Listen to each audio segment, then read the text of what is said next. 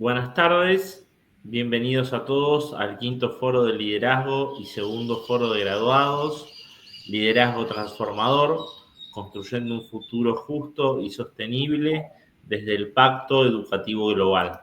Nos encontramos en el espacio de la Facultad de Humanidades, en la charla que se titula La persona en el centro del proceso educativo, con el licenciado profesor Adrián Cóceres y con el presbítero Alejandro Ramos.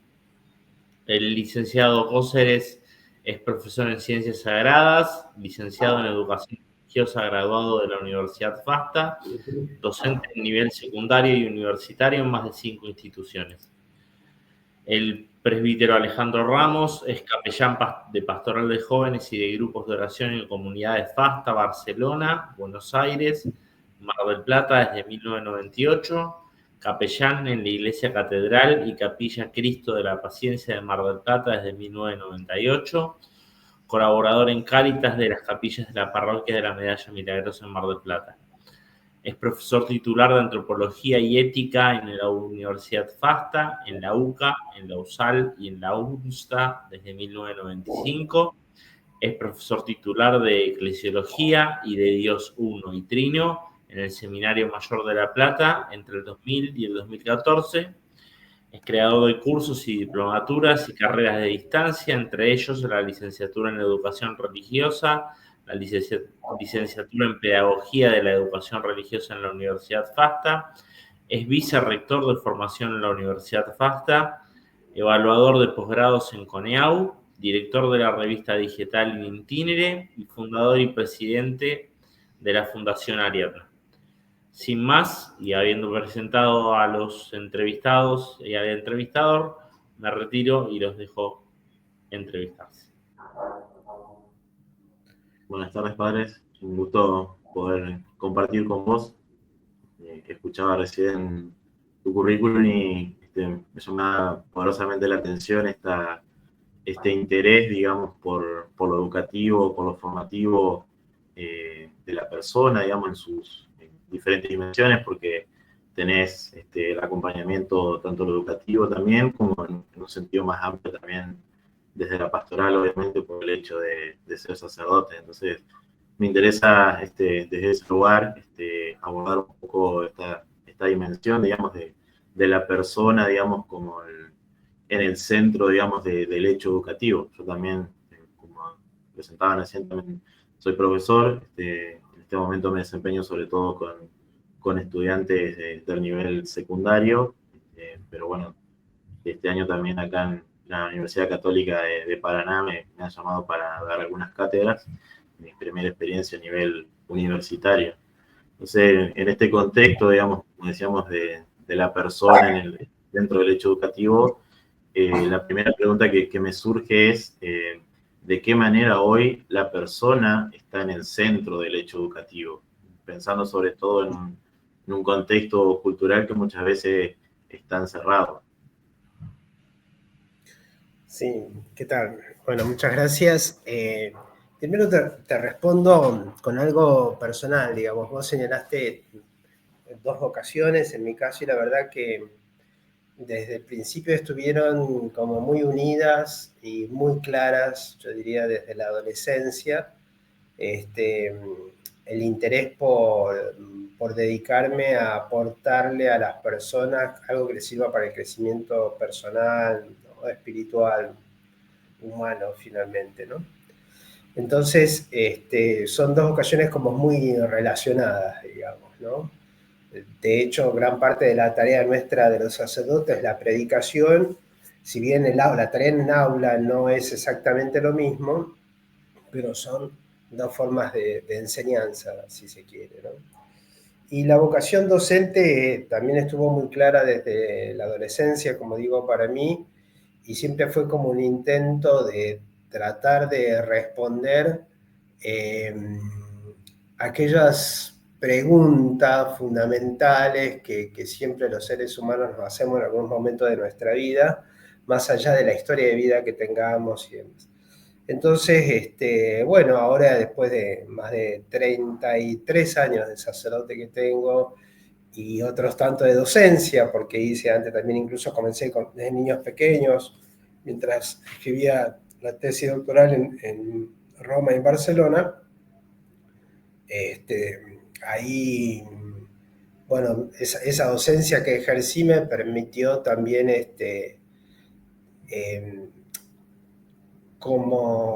que ejerzo, perdón, me permite percibir que uno aporta algo a la formación de la persona. Y la educación, termino con esto, la educación es como, yo tengo esas sensaciones como la tarea que hacen, bueno, los padres, ustedes con sus hijos, que el niño es como una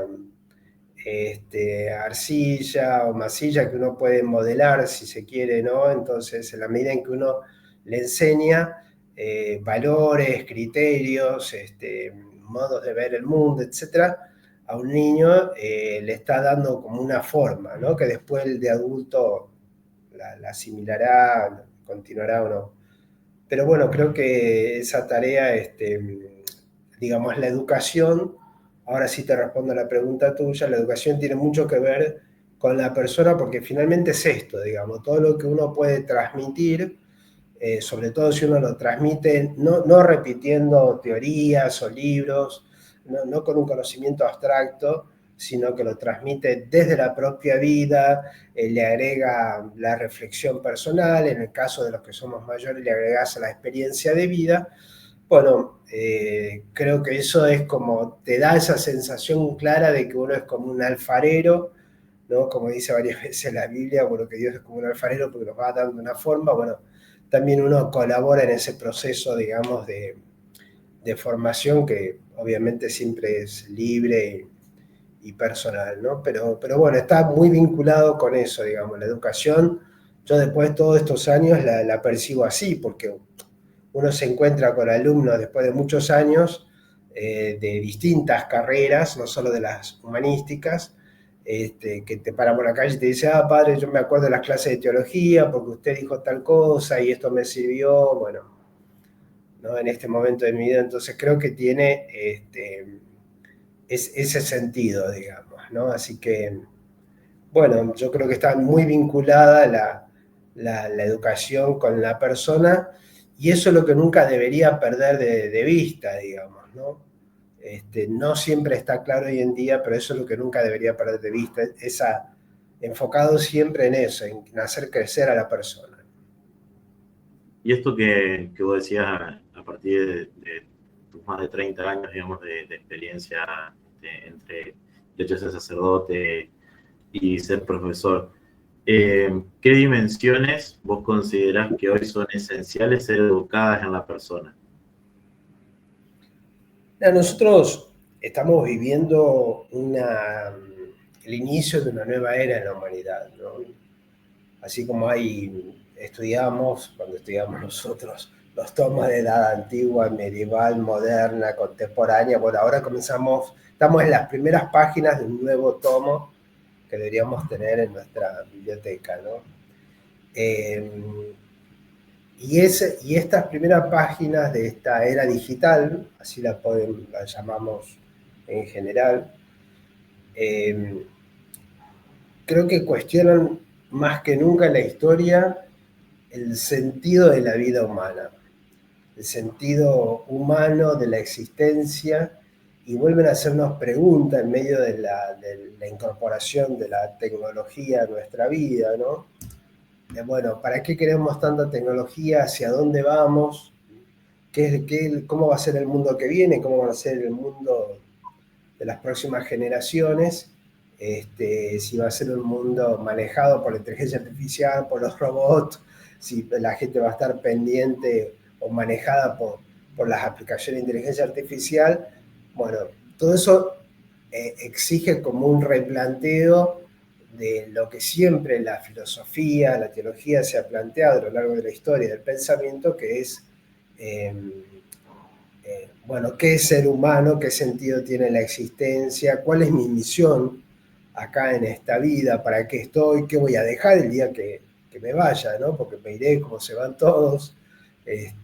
Bueno, ese tipo de reflexiones me parece que que son más que nunca necesarias, oportunas en la actualidad, y creo que eso es lo que tiene la capacidad de aportar el humanismo, ¿no? Bien. Sí, bueno, en función justamente de todo esto que vos decías, que esta nueva era, esta era digital que estamos empezando a caminar, eh, ¿cómo considerás vos que podríamos acercarme lo que el Papa todo el tiempo nos invita justamente a esta dimensión de la fraternidad y la cooperación en un contexto donde lo digital muchas veces puede ser muy frío, muy distante incluso? Porque, de hecho, nosotros estamos teniendo un diálogo por medio, digamos, de un canal digital.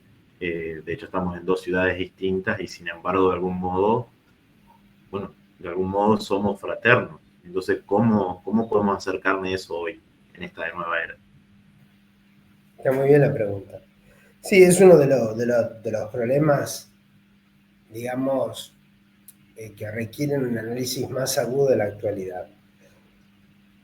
La tecnología, en particular la inteligencia artificial, todo esto que estamos usando en este momento, son herramientas. Y como todas las herramientas nos pueden ayudar a aportar cosas buenas, o la podemos usar en un sentido negativo, digamos, desde el punto de vista humano. De hecho, nosotros tenemos mucha más comunicación entre nosotros de una manera mucho más fácil, y estamos presentes en la vida de nuestros seres queridos y amigos, aún a pesar de las distancias. Mirá, cuando yo estudiaba en los años 90, al inicio de los 90 en Roma, me acuerdo que en esa época escribía cartas, ¿no? Mandaba por correo a mis padres, o me llamaban una vez por mes porque era caro el teléfono, y a las apuradas en 5 minutos te contaban las noticias de la familia. Fíjate que hoy en día compartís una cena, te cuentan en el mismo momento que está transcurriendo las noticias más importantes de tus seres queridos, la tenemos que estar en la otra punta del mundo. En este sentido, obviamente, es realmente una ventaja enorme, que no teníamos, como te digo, hace 30 años atrás. No te estoy hablando del siglo pasado, ¿no?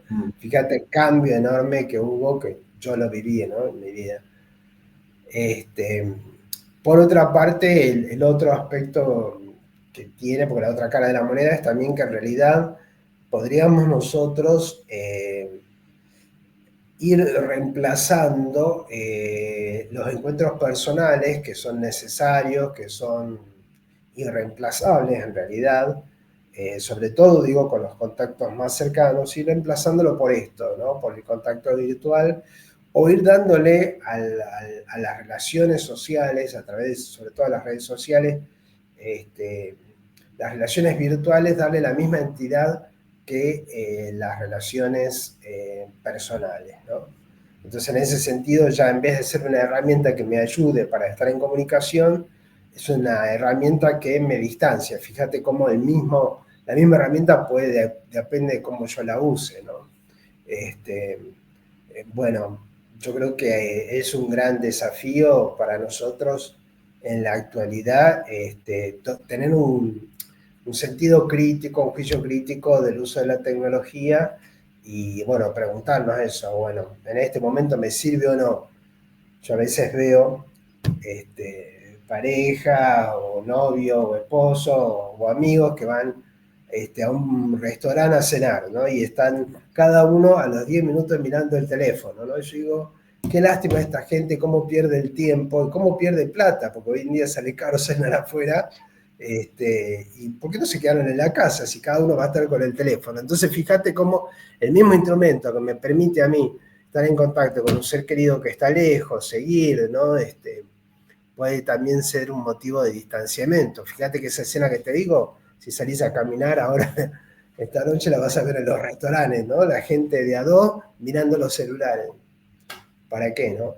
Entonces Sí, también a acerca y veces, distancia. perdón, es una cuestión, digamos, que yo, por ejemplo, lo veo muchas veces en el aula, ¿sí? Yo te decía, la mayor parte de mi trabajo es en secundario, con jóvenes, con adolescentes, y uno ve cómo a veces en el recreo están en una ronda, cada uno con su teléfono, en vez de quizás, como decía, la experiencia que uno ha tenido de otra instancia de escuela o otra instancia de compartir, donde la dinámica era otra.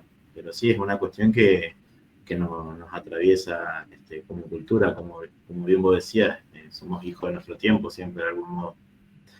Y en esta línea justamente de lo que vos decías, bueno, de esta educación, bueno, ¿qué tipo de educación considerás vos que puede ayudar a construir personas con una mirada más crítica sobre la realidad y en el fondo procurando siempre una sociedad más justa, digamos, que busque el bien común? Mira, una de las características que más salientes, negativas, digamos, ¿no?, de la actualidad es el individualismo, ¿no?, que ha alcanzado unos niveles de, de profundización y de generalización como nunca antes en la historia. Una de las notas que definen a la sociedad esta actual es precisamente el individualismo absoluto, el sujeto metido en sí mismo. Creo que la imagen, como dice un filósofo francés, la foto más característica de esta época es la selfie, ¿no? Vivir enfocándose a uno mismo y mostrándose a sí mismo y lo que uno hace. En un contexto así, yo creo que puede aportar mucho en la reflexión antropológica que le muestre a los alumnos, a los jóvenes en general, qué es la persona, cómo el individuo no puede vivir encerrado en su propio mundo de pensamientos, de ideas, de sentimientos, de emociones, y necesita, para realizarse como persona, abrirse a los demás.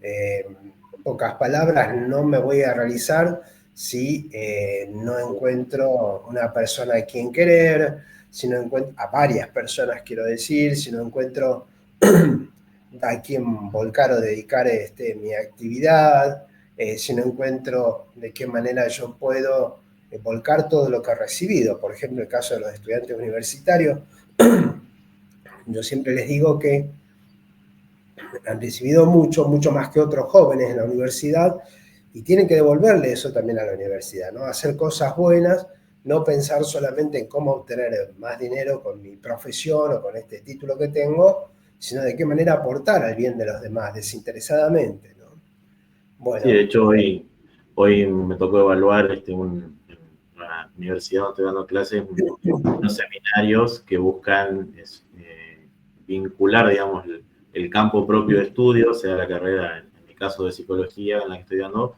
con el ámbito teológico. Entonces, siempre la propuesta fue, digamos, desde ese lugar, bueno, de qué manera en ese seminario también, aparte de la investigación, que los chicos recogen los datos y hacen su propia hipótesis, sus conclusiones, bueno, ¿qué proponen? Entonces, por ejemplo, uno de los grupos analizó sobre el tema del burnout en los sacerdotes, acá en la diócesis de Paraná.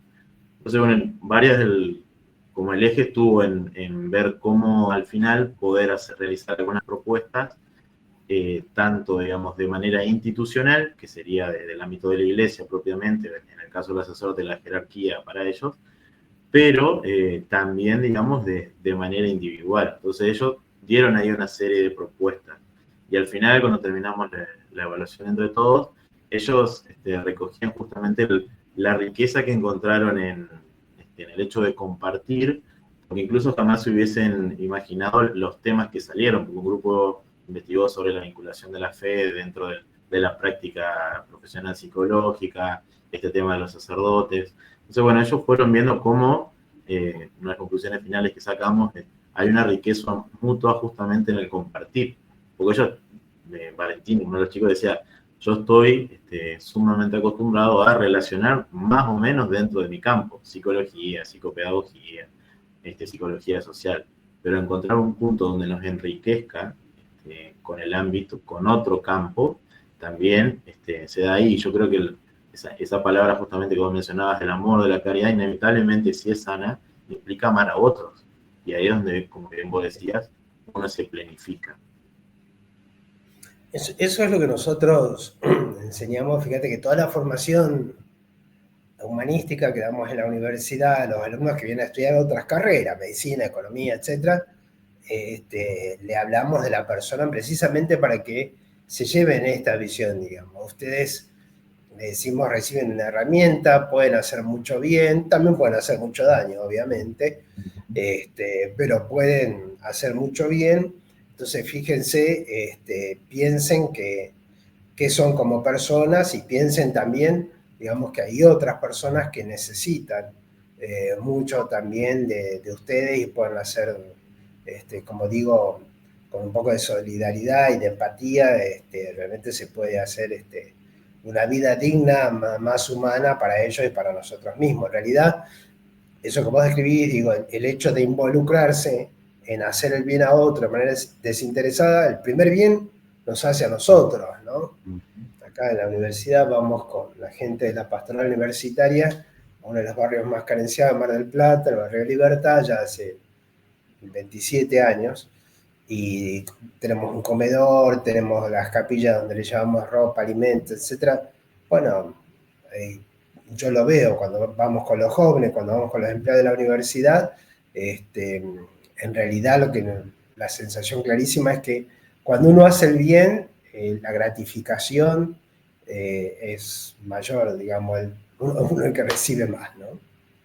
Así que un poco apuntamos en general a esa visión, digamos, ¿no? A quedarnos en una reflexión teórica que se conforme con definiciones, con exposición de pensamientos de filósofos, etcétera, sino decimos, bueno, hablamos de teoría, esto es la persona, pero después hay personas concretas las cuales encontramos en el camino, como dice la parábola de Jesús, del buen samaritano, y bueno, uno las encuentra heridas y tiene que hacerse cargo.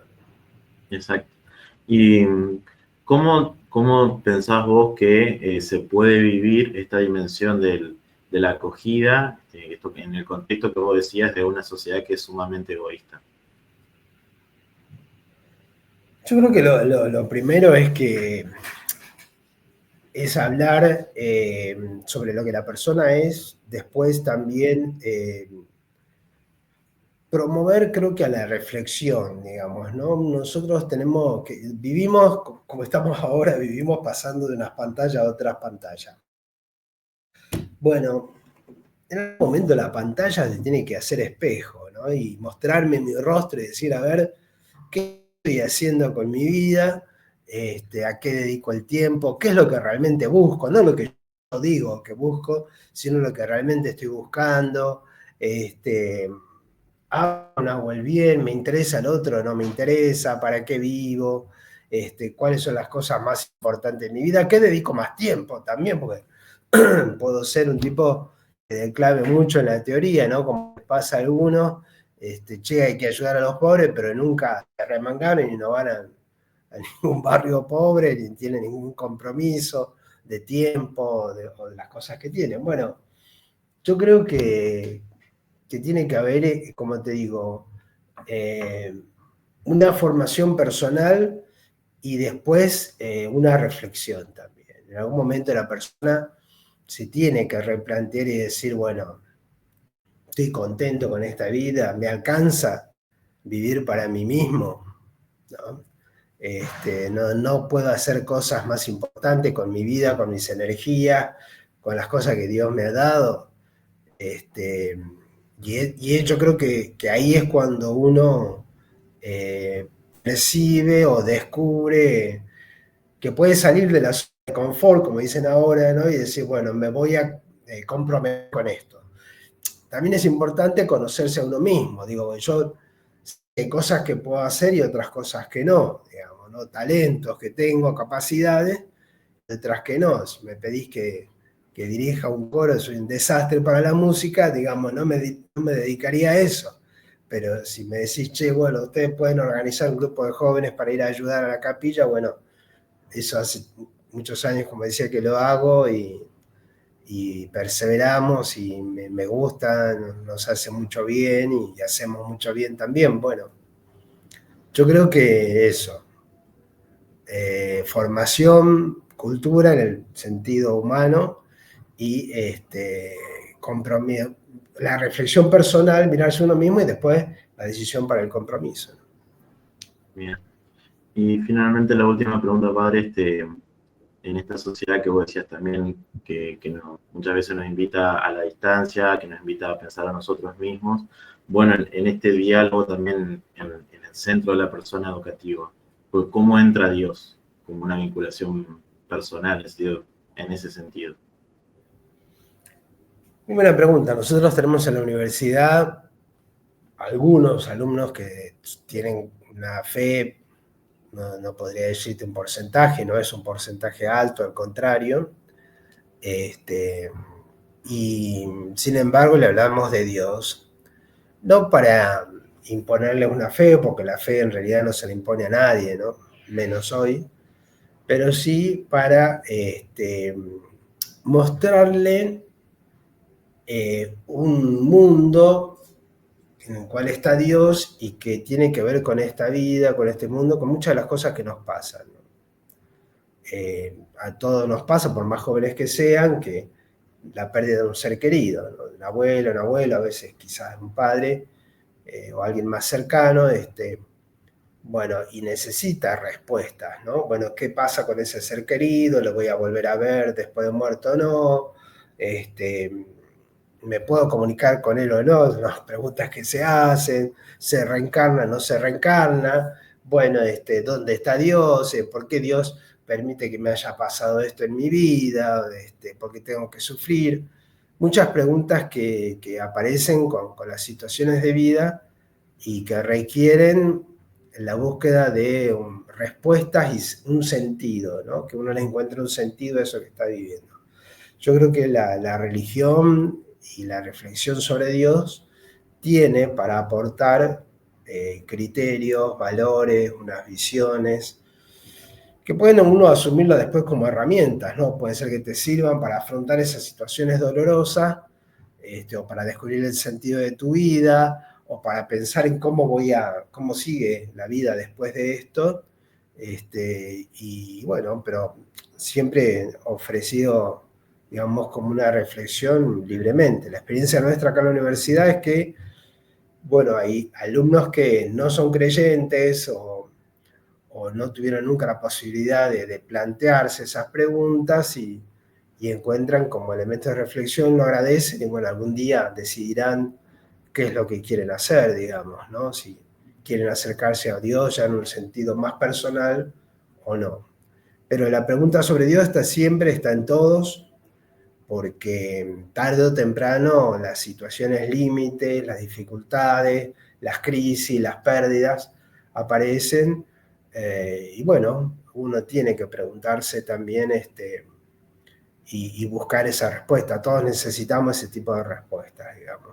Y no alcanza con solo respuestas, digamos, humanas o que puede dar por ahí la psicología y nada más, porque necesita uno más, ¿no? En los ejemplos que te ponía, hace falta este criterio de decirme, bueno, ¿a dónde se fue esta persona que perdí? Si la volveré a ver o no. Bueno, son respuestas que ya, digamos, no quedan solo en el ámbito filosófico de la reflexión, ¿no? Humana, ¿no? Así que en ese sentido pienso que la reflexión sobre Dios, sobre todo sobre el Dios cristiano, ¿no? Que es un Dios personal, es un Dios que habla, tiene mucho para decir. Bueno, padre, Bueno, muchas gracias por tus aportes, por tu riqueza, digamos, en este tema, digamos, que también, digamos, es tan actual, digamos. Muchas veces se habla de una crisis de la educación y, bueno, considero que poder tener una charla y una reflexión en este ámbito también nos permite cuestionarnos muchas veces tanto del ámbito de quienes somos profesores como también, en mi caso me tocó ser estudiante de la universidad, también cómo pararnos frente a esta realidad y a estas nuevas realidades que bien vos comentabas. bueno, muchas gracias a ambos como miembro del claustro de graduados. Muy ameno haberlos escuchado y les agradezco y los espero y los invito también a que vean la grabación en vivo el día 5 de diciembre. Hasta luego. Bueno, Hasta luego, adiós. gracias.